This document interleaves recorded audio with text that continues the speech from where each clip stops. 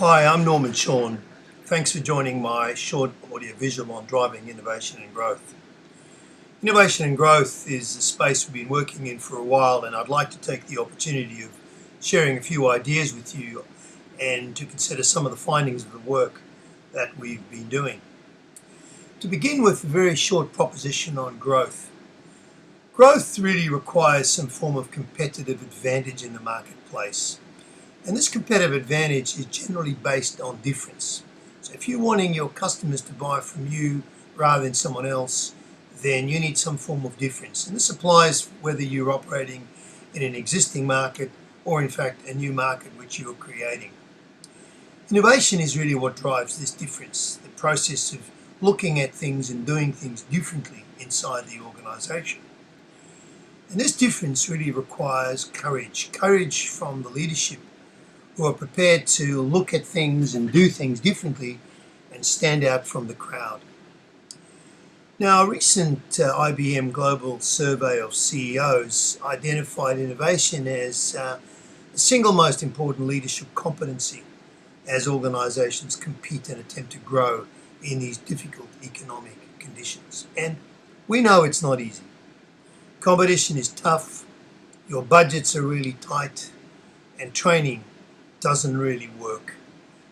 In fact, a research exercise undertaken by a colleague of ours recently, Ralph Curl, identified that some 64% of Australian managers had undertaken some creativity and innovation training in the recent past. But staggeringly, 75% of them reported that this training was ineffective, largely due to the fact that the context of the organisation was not supportive of the innovation and the creativity.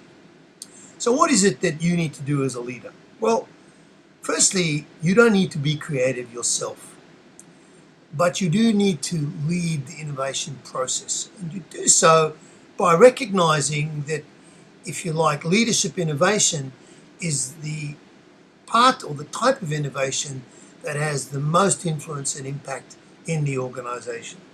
Operational innovation, product service innovation, strategic innovation are all important.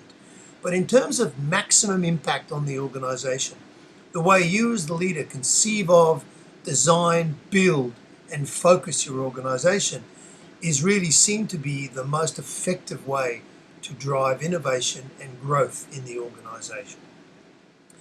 So what's it all about? What's leadership innovation all about? Well, it's about designing and building what we call the innovation architecture. The architecture out of which innovation and creativity is spawned within the organization. It consists of 4 elements: your own attitudes and beliefs, how you view the future, what you genuinely believe innovation is all about, and the extent to which it can assist the organization to grow. Secondly, the purpose and strategy of the organization, the clarity with which that has been framed and crafted, the extent to which the question why has been answered very clearly. Thirdly, the design and culture of the organization, the fact that the organization might be put together in such a way that people are engaged and mobilized rather than simply aligned, and the fact that we really put the organization together with a purpose of generating innovation. And finally, the practices and processes we set up to support and protect the innovation and creativity processes. These are really 4 very important things that as a leader you can do, whether you're creative or not, to build the successful innovation architecture to create growth and competitive advantage in your organization. So, 5 quick questions as you think about all of this. Are you trying to do it all yourself? Do you consider yourself the chief innovator and creative expert in the organization? Do you believe that innovation is truly the key to growth?